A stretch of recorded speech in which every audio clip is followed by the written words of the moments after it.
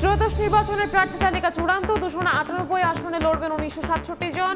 আজ প্রতীক বরাদ্দ, কাল থেকে প্রচারণা শুরু। ভোটের দিন ঠিক রেখে পাবনা 1 ও 2 আসনে নতুন তফসিল।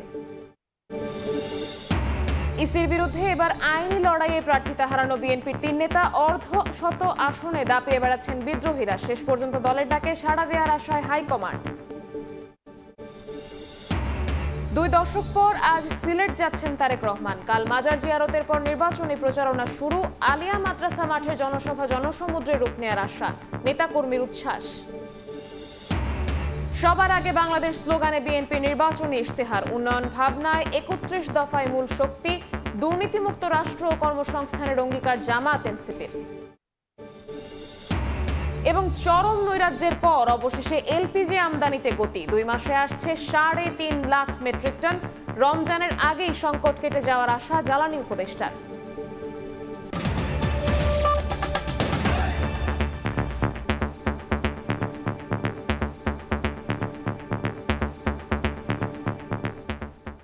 সকালের সময়ের সঙ্গে আছি আমি শবনব নিবিড়।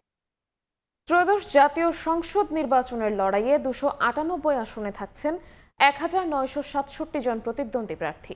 আর যাচাই বাছাই ও আপিল শুনানির পর 2253 জন প্রার্থী বৈধ হলেও ভোটের মাঠ থেকে সরে দাঁড়ান 305 জন। আজ প্রতীক পাওয়ার পরই প্রচারণায় নামছেন প্রার্থীরা। যদিও তফসিলে সিইসি জানিয়েছিলেন প্রতীক পাওয়ার পরদিন প্রচারণায় নামবেন প্রার্থীরা।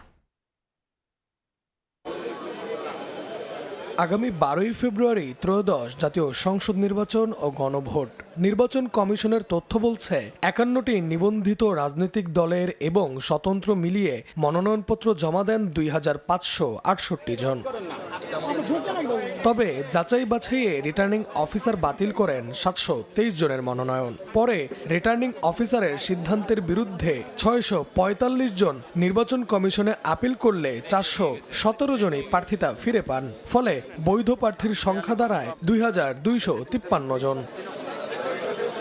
মঙ্গলবার ছিল প্রার্থিতা প্রত্যাহারের শেষ দিন। এদিন 305 জন প্রার্থী তাদের প্রার্থিতা প্রত্যাহার করে নেন। এদিকে বিএনপি চেয়ারম্যান তারেক রহমানকে সমর্থন করে প্রার্থিতা প্রত্যাহার করেন ঢাকা 17 আসনের স্বতন্ত্র প্রার্থী ব্যারিস্টার সরওয়ার হোসেন। শুধু তাই নয়, জোটের প্রতি সম্মান রেখেও কোনো দলের প্রার্থী তাদের মনোনয়নপত্র প্রত্যাহার করেছেন। সব মিলিয়ে ত্রয়োদশ জাতীয় সংসদ নির্বাচনের লড়াইয়ে 298 আসনে থাকছেন 1967 জন প্রতিদ্বন্দ্বী প্রার্থী। নির্বাচন কমিশনের তথ্য বিশ্লেষণ করে দেখা যায় ঢাকা 12 আসনে এবার সর্বোচ্চ 15 জন প্রতিদ্বন্দ্বী রয়েছেন। 13 জন প্রার্থী নিয়ে দ্বিতীয় স্থানে রয়েছে নারায়ণগঞ্জ 4 আসন, আর সর্বনিম্ন প্রার্থী রয়েছেন 2 জন। তবে এবারের ভোটে থাকছে না একক প্রার্থী। এদিকে বুধবার প্রতীক পেয়ে প্রচারণা নামছেন প্রার্থীরা। তবে ভোটের দিন ঠিক রেখে পাবনা 1 ও পাবনা 2 আসনের নতুন তফসিল ঘোষণা করেছে নির্বাচন কমিশন। নাইম হাসান, সময় সংবাদ, ঢাকা। একদিকে কিছু আসনে বিদ্রোহী প্রার্থী, আবার কিছু আসনে প্রার্থী শূন্যতা। এমন বিপরীতমুখী অবস্থা অস্বস্তিতে ফেলছে বিএনপিকে। এখনো প্রায় অর্ধশত আসনে দাপিয়ে বেড়াচ্ছেন মনোনয়ন বঞ্চিতরা। তবে বিদ্রোহীদের সরিয়ে আনতে তৎপর কেন্দ্র। শীর্ষ নেতাদের আশা, শেষ পর্যন্ত দলের ডাকে সাড়া দেবেন বিদ্রোহীরা। অন্যদিকে নির্বাচন কমিশনের বিরুদ্ধে এবার আইনি লড়াইয়ে নেমেছেন প্রার্থিতা হারানো বিএনপির 3 নেতা। ফারুক ভূঁইয়া রবিনের রিপোর্ট।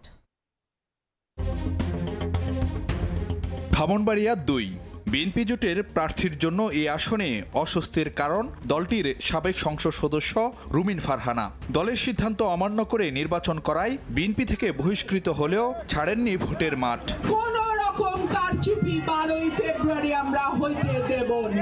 পটুয়াখালী 3 আসনেও বিএনপি জোটের প্রার্থী নুরুল হক নূরের সামনে বড় চ্যালেঞ্জ দলটির পদ হারানো নেতা হাসান মামুন।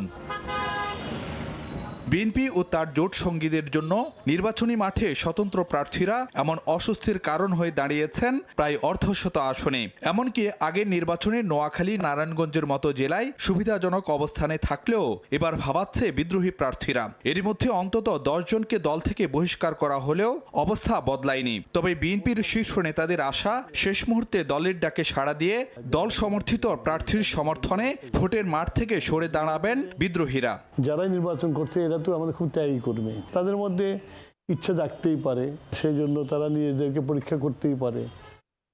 কিন্তু এই পরীক্ষা করতে গেলে যে আমার দলের ক্ষতি হতে পারে সেটা তারা চিন্তা করছে, যদিও তারা ডেডিকেটেড কর্মী। দলের প্রতি যাদেরই কমিটমেন্ট আছে তাদেরকে নিশ্চয়ই আমরা নিবৃত্ত করতে পারবো। একদিকে যখন বিদ্রোহী প্রার্থীরা মাথা ব্যথার কারণ, অন্যদিকে 3 আসনে প্রার্থী শূন্যতার শঙ্কাও ভাবাচ্ছে বিএনপিকে। নির্বাচন কমিশনের আপিল নিষ্পত্তিতে বাতিল হয় যশোর 4, চট্টগ্রাম 2, কুমিল্লা 4 ও 10 আসনে বিএনপির প্রার্থীদের প্রার্থিতা। এর মধ্যে যশোর 4 আসনে দলের এক নেতা স্বতন্ত্র প্রার্থী থাকলেও বাকি 3 আসনে নেই। প্রার্থিতা ফিরে পেতে সে 3 আসনের বিএনপি নেতারা অবশেষে হাইকোর্টের দ্বারস্থ হয়েছেন। আর সেদিকে তাকিয়ে বিএনপি নির্বাচনের নিয়ম কানুন তারা যদি অনুসরণ না করে তাহলে তো নির্বাচন বসে থাকবে না। যে 3 আসনে বিএনপির প্রার্থীরা প্রার্থিতা হারিয়েছেন সেগুলোতে অবশ্য বিএনপি জোটভুক্ত গণ অধিকার পরিষদের প্রার্থী আছে। ফারুক ভিয়া, রবিন, সময় সংবাদ, ঢাকা। বিএনপি চেয়ারম্যান তারেক রহমান 2 দশক পর সিলেট সফরে যাচ্ছেন। 22 জানুয়ারি নগরীর আলিয়া মাদ্রাসা মাঠ থেকে নির্বাচনী প্রচারণা শুরু করবেন তিনি। তার সফর ঘিরে উচ্ছ্বসিত নেতাকর্মী ও জেলাবাসী। বাড়ানো হয়েছে নিরাপত্তাও। দিগেন সিংহের ছবিতে ইকরামুল কবিরের রিপোর্ট। বিএনপি চেয়ারম্যান তারেক রহমানের সফরকে ঘিরে উৎসবের নগরীতে পরিণত হয়েছে সিলেট। মাইকিং, মিছিল, মিটিং সব আয়োজনে দলের নেতাকর্মীদের স্বতঃস্ফূর্ত উপস্থিতি। সর্বস্তরের জনগণের মাঝেও ব্যাপক উৎসাহ উদ্দীপনা।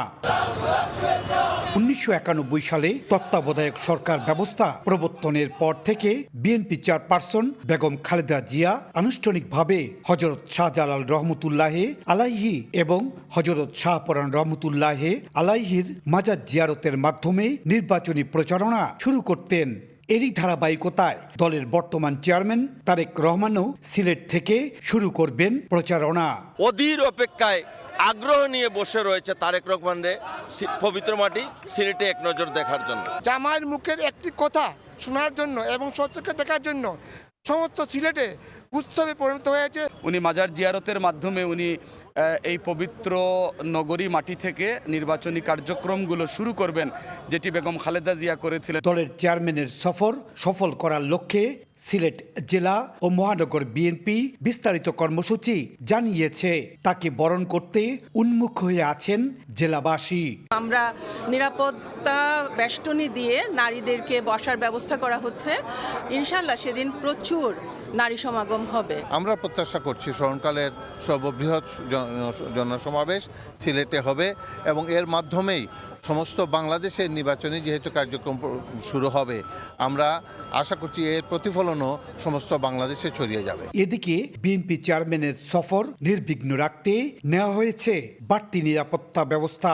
আমরা আশা করছি যে বিএনপির সম্মানিত চেয়ারম্যান জনাব তারেক রহমানের এই যাত্রা, অবস্থান, জনসভা এগুলো নির্বিঘ্ন হবে ইনশাআল্লাহ। বিএনপি চেয়ারম্যান তারেক রহমান 21 জানুয়ারি আকাশপথে সিলেটে পৌঁছানোর পর 22 জানুয়ারি সকালে মাজার জিয়ারত শেষে বেলা 11টায় নির্বাচনী জনসভায় যোগ দেবেন।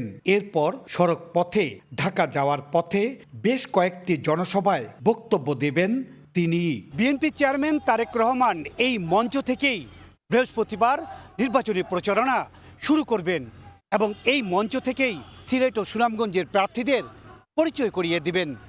আলিয়া মাদ্রাসা মাঠ থেকে ইকরামুল কবির, সময় সংবাদ, সিলেট। ফ্যামিলি ও কৃষক কার্ড, দুর্নীতিমুক্ত স্বাস্থ্যসেবা, কর্মমুখী শিক্ষাসহ 8 প্যাকেজে ইশতেহার সাজাচ্ছে বিএনপি। প্রতিটি মানুষের সমান সুযোগ নিশ্চিতে অর্থনৈতিক মডেল পরিবর্তনের পরিকল্পনা দলটির। বিএনপি নেতারা বলছেন 31 দফায় ইশতেহারের মূল চালিকা শক্তি। ফ্যাসিস্টকে বিদায়ের মাধ্যমে যে জন আকাঙ্ক্ষা জন্মেছে তা ধারণ করে চূড়ান্ত হচ্ছে বিএনপির দেশ গড়ার ইশতেহার, যার স্লোগান সবার আগে বাংলাদেশ। হাসান ওয়ালির প্রতিবেদন। নতুন যুগ সন্ধিক্ষণে বিএনপি দলীয় প্রধান থেকে জাতীয় ঐক্যের প্রতীক হয়ে ওঠা আপসহীন নেত্রী বেগম খালেদা জিয়ার মৃত্যুর শোককে শক্তিতে পরিণত করেই শুরু হয়েছে দলটির নির্বাচনী পথচলা।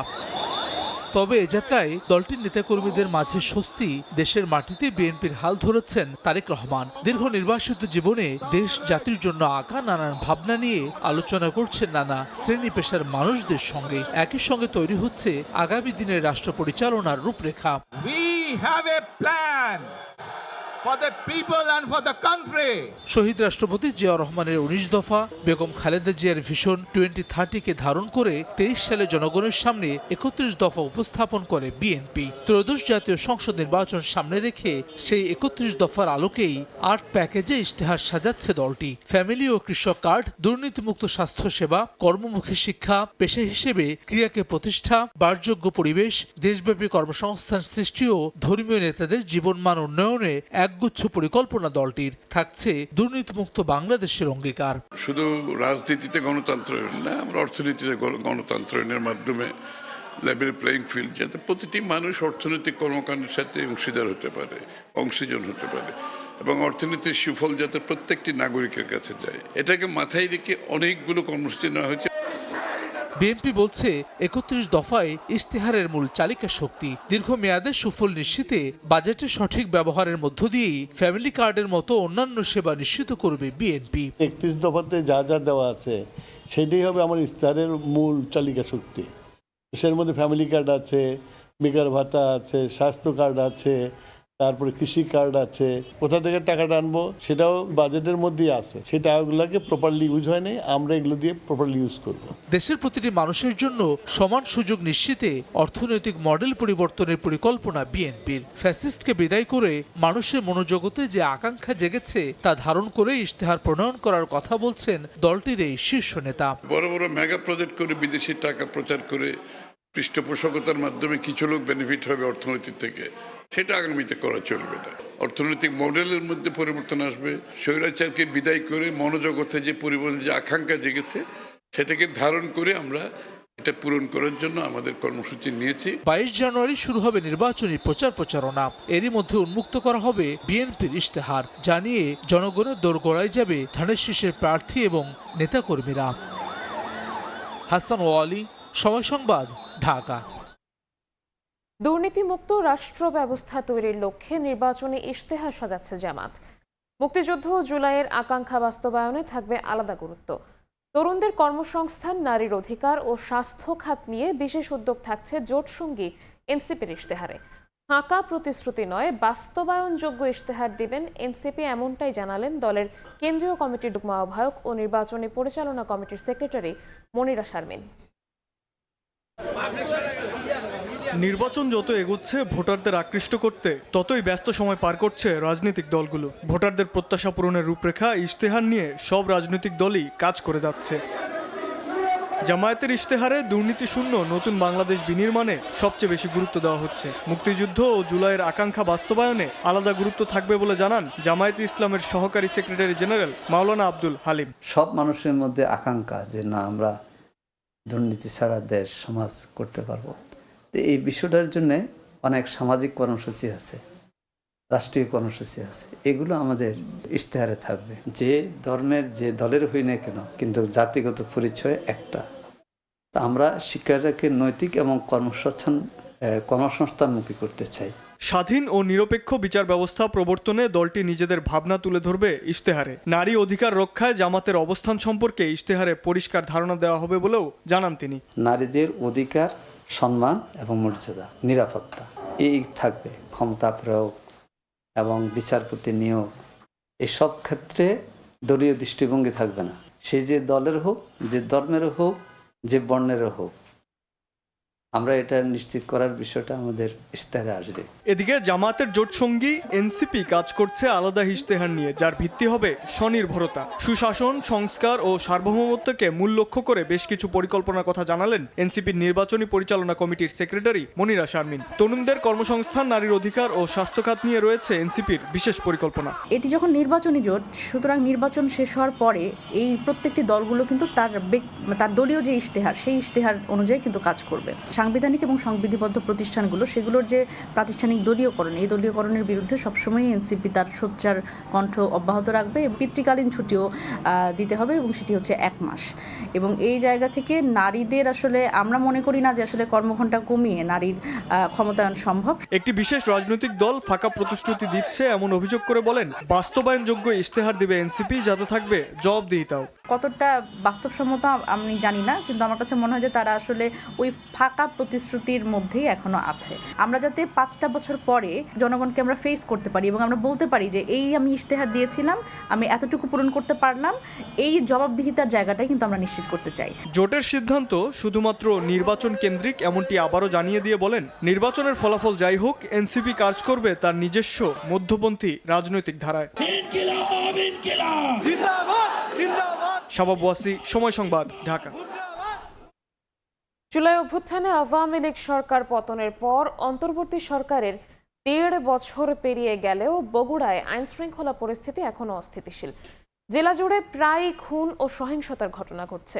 জাতীয় নির্বাচন ঘনিয়ে এলেও এখনও উদ্ধার হয়নি বিভিন্ন থানা থেকে লুট হওয়া অস্ত্র ও গুলি। এতে জননিরাপত্তা ও আসন্ন নির্বাচন ঘিরে নতুন করে আশঙ্কা তৈরি হচ্ছে। শাহাদুল ইসলামের ছবিতে আব্দুল আওয়ালের রিপোর্ট। 2024 সকালের সময় আরও থাকছে।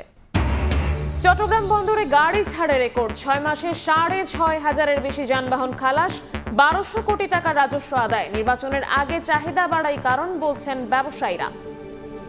বাজারে চরম নৈরাজ্যের পর অবশেষে বাড়ছে এলপিজি আমদানি।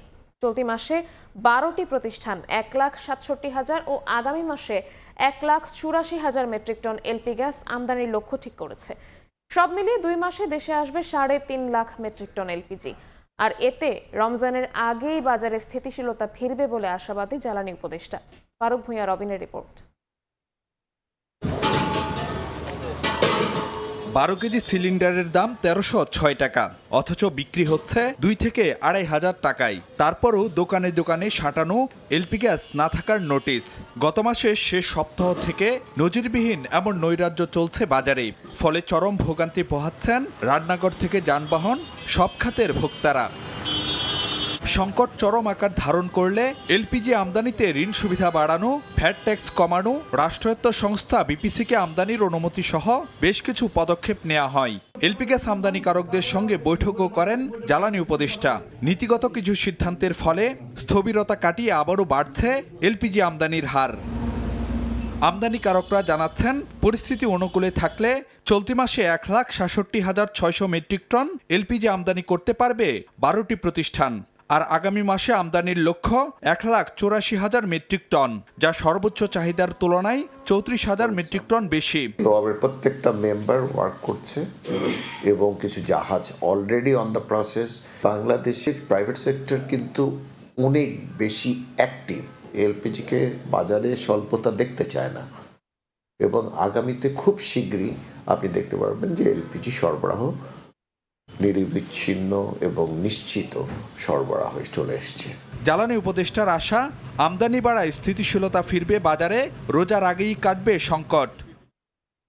ওরা কমিটমেন্ট করছে এটা আনবে এবং ওরা বলতেছে যে রোজার আগে সাপ্লাইটা স্বাভাবিক হয়ে যাবে। আমরা আশা করতেছি যে এটা ধীরে ধীরে স্বাভাবিক হয়ে আসবে।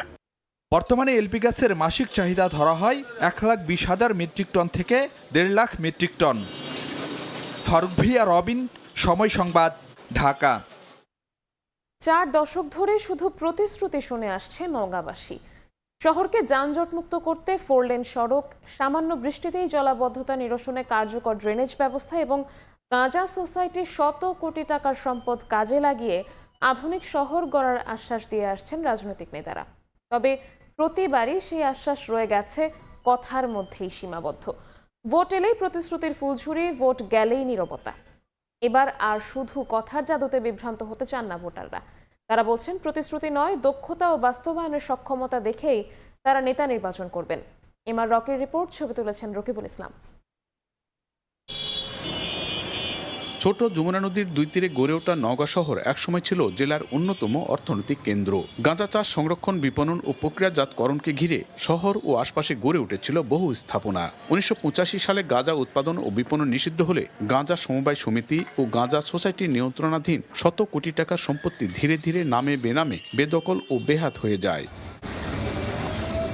জনসংখ্যা ও যানবাহন বাড়লেও শহরের সংকীর্ণ সড়ক ও গলিপথগুলো আজ নওগাঁবাসীর প্রধান ভোগান্তির কারণ। প্রতিদিনের যানজটে নষ্ট হচ্ছে কর্মঘণ্টা। সামান্য বৃষ্টিতেই দুর্বল ড্রেনেজ ব্যবস্থার কারণে শহর পরিণত হয় জলাবদ্ধতায়। এসব সমস্যা সমাধানে গত 4 দশক ধরে রাজনৈতিক নেতাদের কাছ থেকে শুধু আশ্বাস আর প্রতিশ্রুতি শুনে আসছেন নওগাঁবাসী।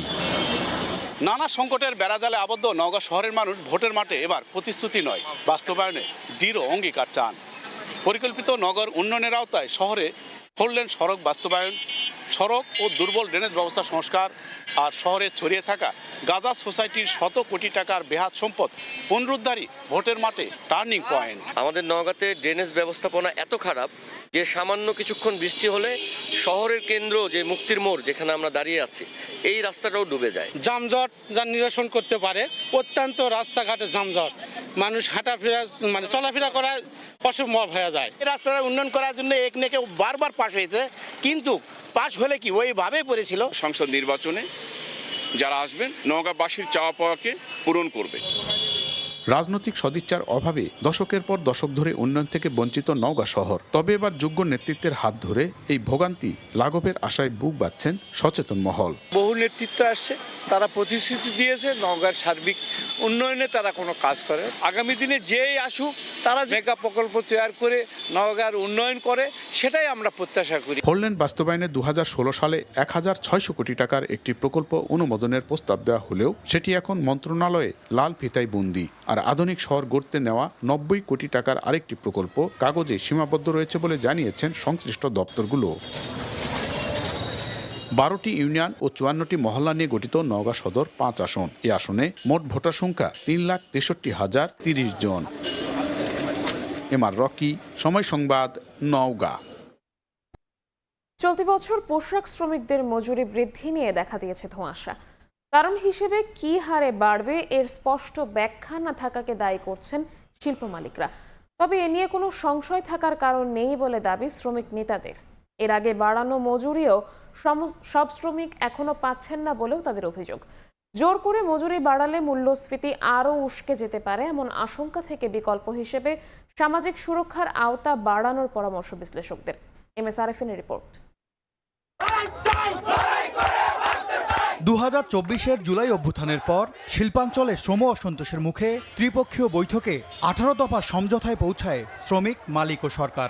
মূল্যস্ফীতির চাপ সামাল দিতে সিদ্ধান্ত হয় আর 4% যুক্ত হয়ে প্রতি বছর 9% হারে বাড়বে পোশাক শ্রমিকের মজুরি।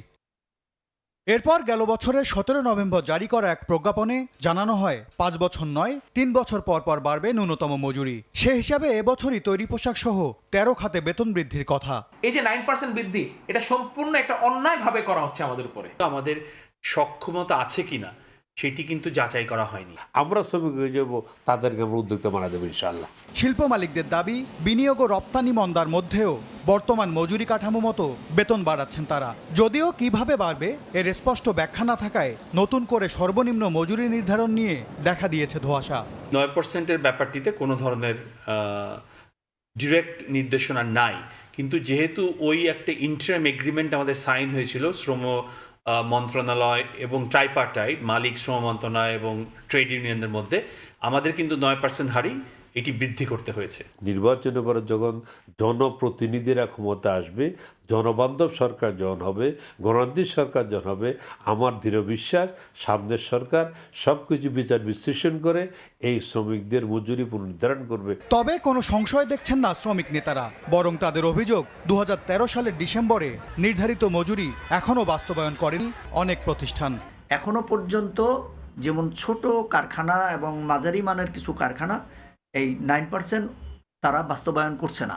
আগামী মজুরি ডিক্লেয়ার হওয়ার আগ পর্যন্ত 9% যে এটা যে মালিকদের মানতে হবে এবং শ্রমিকদের দিতে হবে, এতে কোনো দ্বিধান্বিত হওয়ার কোনো সুযোগ নাই।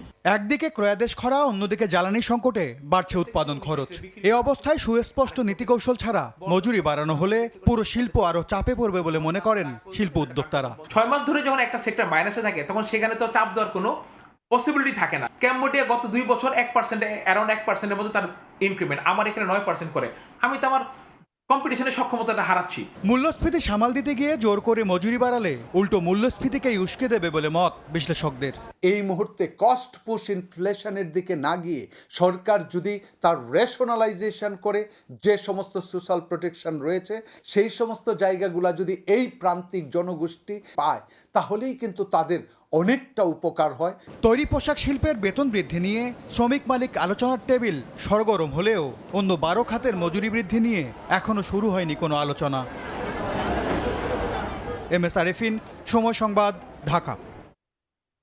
6 মাসে 5,000 কোটি টাকা মূল্যের 7,000-এর বেশি গাড়ি খালাসের পাশাপাশি 1200 কোটি টাকা রাজস্ব আদায়ের মাধ্যমে 6,651টি গাড়ি ছাড় দিয়ে আগের সব রেকর্ড ভঙ্গ করেছে চট্টগ্রাম বন্দর এবং কাস্টম হাউস।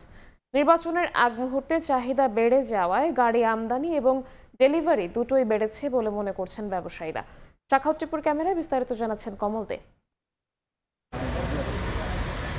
চট্টগ্রাম বন্দরের কারশেডের গেইটে ডেলিভারি হওয়া গাড়ির সারির এই দৃশ্য এখন স্বাভাবিক হয়ে দাঁড়িয়েছে। প্রতিদিনে 40 থেকে 50টি গাড়ি ডেলিভারি নিচ্ছে আমদানিকারক প্রতিষ্ঠান। চলতি অর্থ বছরের শুরু অর্থাৎ জুলাই মাসে চট্টগ্রাম বন্দর দিয়ে মাত্র 439টি গাড়ি আমদানি হলো। তার পরের মাসে আমদানি করা গাড়ির সংখ্যা ছাড়িয়ে যায় 1,505টিতে। সবশেষ ডিসেম্বর মাসে এসেছে 1,058টি গাড়ি। ইদানিংকালে দেখা যাচ্ছে যে আমরা গাড়ি দ্রুত অকশন করে ফেলছি এবং ওরা সেই সুযোগ আর পাচ্ছে না যে বিলম্বে ডেলিভারি নেব, গাড়ির ডিউটি কমবে। আমদানি করা গাড়ি 30 দিনের মধ্যে ছাড় না করালে নিলামে বিক্রির জন্য কাস্টমসের কাছে হস্তান্তর করে চট্টগ্রাম বন্দর কর্তৃপক্ষ। সেই অনুযায়ী বর্তমানে নিলামযোগ্য একেবারে নতুন গাড়ি রয়েছে মাত্র 103টি। চলতি 2025-26 অর্থ বছরের প্রথম 6 মাসে গাড়ি আমদানি যেমন রেকর্ড ছাড়িয়েছে, ঠিক তেমনি সমান তালে চলছে ডেলিভারি। 2025-26 অর্থ বছরের 6 মাসে 6,651টি গাড়ি ছাড় করার মাধ্যমে চট্টগ্রাম কাস্টম হাউস রাজস্ব পেয়েছে 1,153 কোটি টাকা। 124 কোটি টাকা অতিরিক্ত রেভিনিউ আদায় হয়েছে। গাড়ি মূলত বেশি আমদানি হওয়ার কারণ মানুষের ক্রয় ক্ষমতা বেড়েছে। বাড়তি ট্যারিফ থেকে বাঁচতে গাড়ি ডেলিভারির পরিমাণ বেড়েছে বলে দাবি করছেন ব্যবসায়ীরা। ট্যারিফ বাড়ার কারণে আমাদের ওয়ারফেন বাড়ছে, সেই জন্য আমরা গাড়ি আমদানি করার সাথে সাথে বের করে ফেলতেছি। জাপান সহ পৃথিবীর বিভিন্ন দেশ থেকে বছরে 20,000-এর বেশি গাড়ি আমদানি করে বাংলাদেশ। কমল দে, সময় সংবাদ, চট্টগ্রাম। সকালের সময় আরও থাকছে। খামেনির দিকে আগ্রাসনের হাত বাড়ালে ভয়ঙ্কর পরিণতি, হুঁশিয়ারি তেহরানের। সর্বোচ্চ নেতার উপর হামলা ইসলামী বিশ্বের বিরুদ্ধে যুদ্ধ ঘোষণার শামিল ইরানের সতর্কবার্তা। বাণিজ্য মেলায় ক্রেতাদের আগ্রহের কেন্দ্রে ফার্নিচার। নামি দামি প্রতিষ্ঠানগুলো প্রদর্শন করছে আধুনিক ডিজাইনের নান্দনিক সব আসবাবপত্র। সঙ্গে থাকছে মূল্য ছাড় আর কিস্তি সুবিধা, যা দেখে আকৃষ্ট হচ্ছেন ক্রেতারা। তবে ছুটির দিন ছাড়া অন্য দিনে দর্শনার্থী কম আসায় বিক্রি কতটা জমবে তা নিয়ে আশঙ্কা বিক্রেতাদের। নতুন সংসারের জন্য কিনতে হবে নতুন আসবাব, তাই ঢাকা আন্তর্জাতিক বাণিজ্য মেলার স্টল ঘুরে সোফা দেখছেন এই দম্পতি। নতুন বাড়ি হচ্ছে, নতুন সংসার, সবকিছুই নতুন, এই কারণে নতুন ফার্নিচার। প্রথম ভেবে এসেছিলাম যে ডিভান টাইপের কিছু একটা দেখব, তারপর এখানে এসে বেশ আরো অনেকগুলো ডিজাইন দেখলাম যেগুলো ভালো লাগছে। প্রতি বছরই বাণিজ্য মেলার এক বিশাল অংশ জুড়ে থাকে আসবাবপত্রের প্রদর্শনী। নতুন নতুন সব ডিজাইনের আসবাব সাজিয়ে ক্রেতা আকর্ষণের চেষ্টা করে প্রতিষ্ঠানগুলো। আকর্ষণীয় মূল্য ছাড় ও কিস্তি সুবিধা দিয়ে ক্রেতা ধরার চেষ্টা করছে প্রতিষ্ঠানগুলো। মেলা থেকে ফার্নিচার কিনলে থাকছে ফ্রি হোম ডেলিভারির সুবিধাও। এছাড়া একই ছাদের নিচে অনেকগুলো ব্র্যান্ড থাকায় দেখে শুনে পছন্দসই আসবাব বেছে নেওয়া সহজ বলেও জানান ক্রেতারা। একটু বেড দেখছি, ড্রেসিং টেবিল দেখছি, আর হলো ডাইনিং, একটু রাউন্ড সাইজের ডাইনিং টেবিল খুঁজছি। শুধুমাত্র বেড দেখার জন্য আসছি। নতুন করে একটা রুম সাজাতে চাই, মানে ঘরটা একটা নতুন ডেকোরেশনে আনতে চাই। মেলায় আসলে বিভিন্ন ধরনের ভ্যারাইটি পাওয়া যায়, একসঙ্গে তো অন্য কোনো জায়গায় এত কিছু পাওয়া যায় না। আধুনিক জীবনধারার সঙ্গে সামঞ্জস্য রেখে হালকা কারুকাজ আর মাল্টিফাংশনাল ফার্নিচারের চাহিদা বেশি বলে জানান বিক্রয় প্রতিনিধিরা। তবে এখনো মেলায় ক্রেতা দর্শনার্থী কম আসায় হতাশা প্রকাশ করছেন কেউ কেউ। ডিফারেন্ট ডিজাইনের সব ফার্নিচার নতুন নিয়ে এসেছি, তো এবার আমরা বেশ সাড়া পাচ্ছি শুরু থেকেই। গেল বছরের তুলনায় এবছরে একটু কাস্টমার কম, কিন্তু আস্তে আস্তে বাড়তেছে, ভিড় বাড়তেছে এবং সারাটা ভালো পাচ্ছি। শুক্র শনিবার ছাড়া অন্য দিন বাণিজ্য মেলা যেটা বললাম যে বাণিজ্য মেলা ফিলই হচ্ছে না, তো সেটাই হচ্ছে না, বিক্রি তো অনেক পরের কথা আসে। কাঠের পাশাপাশি বিভিন্ন ধরনের বোর্ড ও মেটালের উপকরণে তৈরি আসবাবও মিলছে মেলায়। অন্তরা সেন, সময় সংবাদ, ঢাকা। যশোরে জমি নিয়ে বিরোধের জেরে 2 জন নিহত হয়েছেন। প্রথমে রফিকুল নামের এক ব্যক্তি কুপিয়ে জখম করে পলাশ নামে এক ব্যক্তিকে। ঢাকায় নেয়ার পথে তিনি মারা যান। এ খবরে পরে জনতা রফিকুলকে গণপিটুনি দিলে তিনিও নিহত হন। 2 বছর আগে যশোর সদর উপজেলার জগহাটি গ্রামের পলাশের কাছ থেকে 8 শতক জমি ক্রয় করেন একই গ্রামের রফিকুল ইসলাম। সম্প্রতি সেই জমি ফেরত চাইলে বাজার মূল্যের টাকা দাবি করেন রফিকুল, কিন্তু পলাশ আগের বিক্রয় মূল্যেই জমি ফেরত নিতে চাইলে তাদের মধ্যে বিরোধ চরমে পৌঁছে। এরই জেরে মঙ্গলবার বিকেলে সলুয়া বাজারে রফিকুলকে একা পেয়ে ধারালো অস্ত্র দিয়ে কুপিয়ে গুরুতর জখম করে পলাশ। এ সময় বাজারে উত্তেজনা ছড়িয়ে পড়লে স্থানীয় জনতা পলাশকে গণপিটুনি দেয়। এদের জমি জমা সংক্রান্ত একটা প্রবলেম ছিল। পলাশ দা বেরে করে ওরে কোপ দিয়ে যখন দিয়েছে দৌড় মারছিল, কামড়ের ঘরে উঠছে, ওখানে যে ওরে কোপায়ে গুরুতর আহত অবস্থায় দুজনকেই যশোর জেনারেল হাসপাতালে নেওয়া হয়। সেখানে চিকিৎসাধীন অবস্থায় পলাশ মারা যান। পরে রফিকুল ইসলামকে উন্নত চিকিৎসার জন্য ঢাকায় নেয়ার পথে তিনিও মারা যান। পুলিশ ঘটনাস্থল পরিদর্শন করেছে। ঘটনার পর এলাকায় চরম উত্তেজনা বিরাজ করছে। সময় সংবাদ, যশোর। রাজশাহীতে বৈরী আবহাওয়ার প্রভাব পড়েছে বড় বীজতলায়। টানা শৈত্যপ্রবাহ শেষে রোদের দেখা মিললেও ছত্রাকজনিত রোগের আক্রমণে বোরো ধানের চারা বীজতলায় মরে যাওয়ার চরম দুশ্চিন্তায় কৃষকরা। এদিকে চারা সংকটে দাম বেড়েছে কয়েকগুণ। কৃষকরা জানান, এতে জমি অনাবাদি ও চলতি মৌসুমে লক্ষ্যমাত্রা অর্জন নিয়ে শঙ্কিত তারা। কৃষি বিভাগ বলছে, চারা রক্ষায় বাড়তি যত্নের পরামর্শ ও সহযোগিতা অব্যাহত রেখেছে। আব্দুল সালামের ছবিতে মওদুদ রানার প্রতিবেদন। লালচে হয়ে নষ্ট হয়েছে অধিকাংশ ধানের চারা। মাঠের পর মাঠের বীজতলার চারা কুঁকড়ে গিয়ে ধারণ করেছে তামাটে রং। রাজশাহী গোদাগাড়ির ফুলবাড়ি গ্রামের নজরুল ইসলামের 2 শতক জমির পুরো চারা মারা গেছে। ডাইংপাড়া এলাকায় 20 বিঘা জমিতে ধানের আবাদ করতে 2 বার চারা রোপণ করলেও তা গুণগত মানের হয়নি। এ নিয়ে দুশ্চিন্তার শেষ নেই। এবছরেই নষ্ট হয়েছে, বেশি কোনোবার হয়নি, মানে শীত কারণ।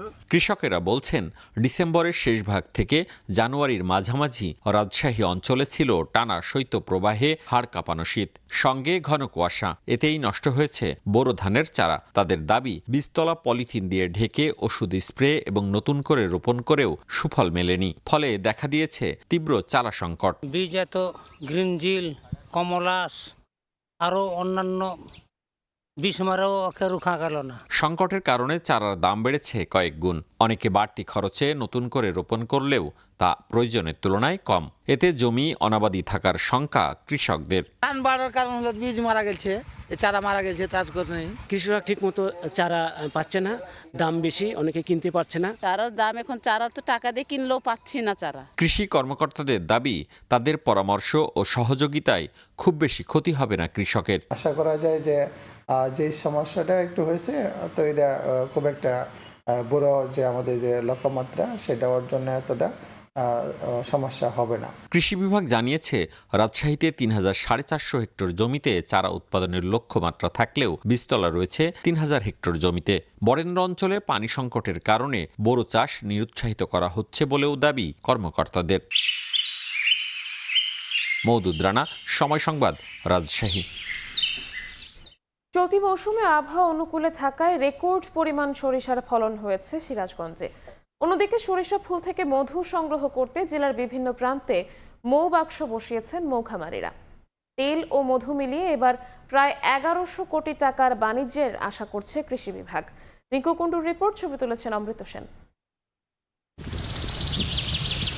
দিগন্ত বিস্তৃত মাঠ জুড়ে শুধু হলুদ ফুলের সমারোহ। ফসলের পুরো মাঠ যেন ছেয়ে আছে সরিষা ফুলের হলুদ ক্যানভাসে। সিরাজগঞ্জের প্রতিটি ফসলের মাঠে এখন চোখে পড়বে হলুদ ফুলের এমন দৃশ্য। চলতি মৌসুমে সিরাজগঞ্জের চলনবিলের তারাস, উল্লাপাড়া, শাহজাদপুর ছাড়াও জেলার 9 উপজেলায় সরিষার আবাদ হয়েছে প্রায় 90,550 হেক্টর জমিতে। আবহাওয়া অনুকূলে থাকায় প্রতি বিঘায় 5 থেকে 6,000 টাকা খরচ করে বিঘাপতি 6 থেকে 7 মণ সরিষা পাওয়ার আশা করছে কৃষকেরা। বাজারে আশানুরূপ দাম পেলে এবছরও ভালো লাভের আশা তাদের। বিঘা প্রতি সরিষা 6 মণ 6.5 মণ পাবো। আমি 3-4 বিঘা লাগাইছি, আপনার হয়তো 7 থেকে 6 মণ এরকম ফলনের একটা আশা করছি। গত বছরের তুলনায় আশা করি এবার ফলন ভালো হবে। মৌবক্স স্থাপন করার পরে মাছিগুলো পরাগান ঘটায়, বিধায় সরিষার ফলন বৃদ্ধি পায়। এদিকে সরিষা ফুল থেকে মধু সংগ্রহে ব্যস্ত সময় পার করছে মৌয়ালরা। জেলার বিভিন্ন ফসলের মাঠে প্রায় 3000 মৌবক্স বসিয়ে মধু সংগ্রহ করছে 2 শতাধিক মৌয়াল। মৌসুমের শুরুতে আবহাওয়া কিছুটা খারাপ থাকলেও তা কাটিয়ে ওঠায় মধুর উৎপাদন বেড়েছে। তবে শক্তিশালী বাজার কাঠামো না থাকায় সিন্ডিকেটের কবলে পড়েছেন মধু খামারিরা। আশা করতেছি সামনে যে দিন কয়টা আছে, এই কয়টা দিন যদি ভালো থাকে আমাদের সব ক্ষতিপূরণ হওয়া মোটামুটি আমরা লাভবান হব। পরিশ্রম করি কিন্তু মধুর দাম সঠিক পাই না সিন্ডিকেটের কারণে। আমাদের সরকারের কাছে আকুল আবেদন মধুর সঠিক দাম পাওয়ার। সরিষার আবাদ বাড়াতে বীজ ও সার প্রদান এবং মধুর উৎপাদন বাড়াতে সার্বিক সহায়তার কথা জানিয়েছে স্থানীয় কৃষি বিভাগ। এবছর আমরা প্রায় 11,800 জন কৃষককে প্রণোদনের মাধ্যমে এখানে সরিষার আওতায় নিয়ে আসছি। আমরা আশা রাখতেছি এই বছর আবহাওয়া অনুকূলে থাকে মধু উৎপাদন গত বছরের চেয়ে বেশি হবে। সিরাজগঞ্জে 1.5 লাখ টন সরিষা ও 400 টন মধু উৎপাদনের লক্ষ্যমাত্রা নির্ধারণ করা হয়েছে, যার বাজার মূল্য দাঁড়ায় প্রায় 1100 কোটি টাকা। রিঙ্কু কুন্ডু, সময় সংবাদ, সিরাজগঞ্জ। বাংলাদেশে ভারতের হাইকমিশন ও সহকারী হাইকমিশনগুলোতে দায়িত্বরত কূটনীতিক ও অন্য কর্মকর্তাদের পরিবারের সদস্যদের ফিরিয়ে নেওয়ার সিদ্ধান্ত নিয়েছে নয়াদিল্লি। বাংলাদেশের নিরাপত্তা পরিস্থিতি বিবেচনায় মঙ্গলবার এই সিদ্ধান্ত নেওয়া হয়েছে বলে জানায় ভারতের একাধিক গণমাধ্যম। ঢাকায় ভারতের প্রধান হাইকমিশন এবং খুলনা, রাজশাহী, চট্টগ্রাম ও সিলেটে সহকারী হাইকমিশনগুলো থেকে কূটনীতিক ও অন্যান্য কর্মকর্তাদের পরিবারের সদস্যদের দেশে ফেরানোর ব্যবস্থা নেওয়া হচ্ছে। গণমাধ্যমের তথ্য মতে নিরাপত্তা নিয়ে উদ্বেগের কারণে কূটনীতিকদের জন্য বাংলাদেশকে নন ফ্যামিলি পোস্টিং ঘোষণা করার সিদ্ধান্ত নিয়েছে নয়াদিল্লি। ভারতীয় কূটনীতিকদের বরাত দিয়ে সে দেশের সংবাদ মাধ্যম দ্য হিন্দু এক প্রতিবেদনে জানিয়েছে, কূটনীতিকদের পরিবারের সদস্যদের ফিরিয়ে নেওয়া হলেও বাংলাদেশের ভারতীয় হাইকমিশন ও সহকারী হাইকমিশনগুলো পূর্ণ সক্ষমতার সঙ্গে কাজ চালিয়ে যাবে। সর্বোচ্চ নেতা আয়াতুল্লাহ আলী খামেনির দিকে আগ্রাসনের হাত বাড়ানো হলে সেই হাত কেটে ফেলার হুঁশিয়ারি দিয়েছেন ইরানের সেনাবাহিনীর মুখপাত্র। সর্বোচ্চ নেতার উপর হামলা ইসলামী বিশ্বের বিরুদ্ধে যুদ্ধ ঘোষণার শামিল হবে এবং জিহাদের ফতোয়ার পথ খুলে দেবে বলেও সতর্ক করেছে ইরানের পার্লামেন্টের জাতীয় নিরাপত্তা কমিশন। প্রেসিডেন্ট মাসুদ পেজেশকিয়ানও বলেন, এমন হামলা মানেই ইরানি জাতির বিরুদ্ধে পূর্ণ মাত্রার যুদ্ধ। এদিকে ইরানে মানবাধিকার পরিস্থিতির অবনতির প্রেক্ষাপটে শুক্রবার জরুরি বিশেষ অধিবেশন ডেকেছে জাতিসংঘ মানবাধিকার পরিষদ। ইরানে চলমান অস্থিরতার জন্য মার্কিন প্রেসিডেন্ট ডোনাল্ড ট্রাম্পকে দায়ী করেন দেশটির সর্বোচ্চ নেতা আয়াতুল্লাহ আলী খামেনি। এরপরই ট্রাম্প প্রতিউত্তরে বলেন, ইরানের শাসন ব্যবস্থার পরিবর্তনের সময় এসে গেছে। ট্রাম্পের এমন মন্তব্যের কড়া জবাব দিয়েছে তেহরান। সর্বোচ্চ নেতার দিকে আগ্রাসনের হাত বাড়ালে ইরানের সেনাবাহিনী সে হাত কেটে ফেলবে বলে হুঁশিয়ারি দিয়েছেন মুখপাত্র জেনারেল আবুল ফজল শেখার্চি। তিনি আরও জানান, খামেনির দিকে নিশানা তাক করা হলে পুরো বিশ্বে আগুন ধরিয়ে দেওয়া হবে। এটা কোনো স্লোগান নয়, বরং সতর্ক বার্তা বলে সাফ জানিয়ে দিয়েছেন শেখার্চি। একই সঙ্গে সর্বোচ্চ নেতা খামেনির ওপর যে কোনো হামলা পুরো ইসলামী বিশ্বের বিরুদ্ধে যুদ্ধ ঘোষণা হিসেবে গণ্য হবে বলে ঘোষণা দিয়েছে ইরানের জাতীয় পার্লামেন্টের নিরাপত্তা কমিশন। কমিটি বলছে, এই পরিস্থিতিতে ইসলামী আলেমদের জিহাদ রায় জারি হবে এবং ইসলামের সেনারা বিশ্বব্যাপী প্রতিক্রিয়া জানাবে। ইরানের প্রেসিডেন্ট মাসুদ পেজিশকিয়ানও একই বার্তা দিয়েছেন। তিনি বলেন, সর্বোচ্চ নেতার ওপর কোনো আগ্রাসন মানে ইরানি জনগণের বিরুদ্ধে পূর্ণাঙ্গ যুদ্ধ।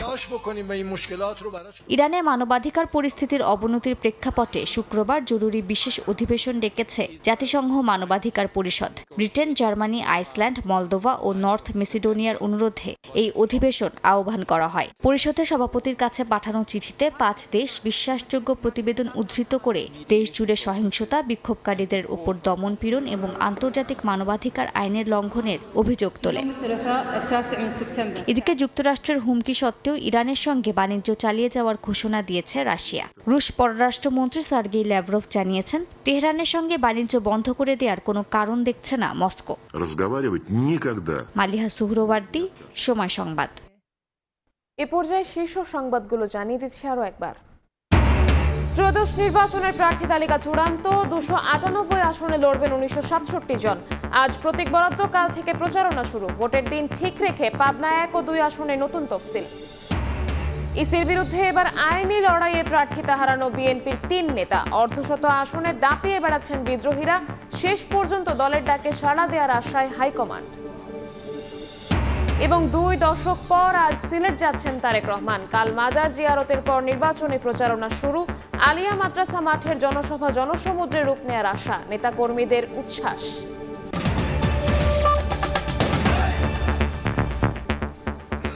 এই ছিল সকালের সময়। এরপর আন্তর্জাতিক সময়ের সঙ্গে থাকবেন সহকর্মী আমিরুল ইসলাম আলিফ। ধন্যবাদ নিবেদিতা। আন্তর্জাতিক সময় নিয়ে আসছে কিছুক্ষণ পর, সঙ্গে থাকুন সময়।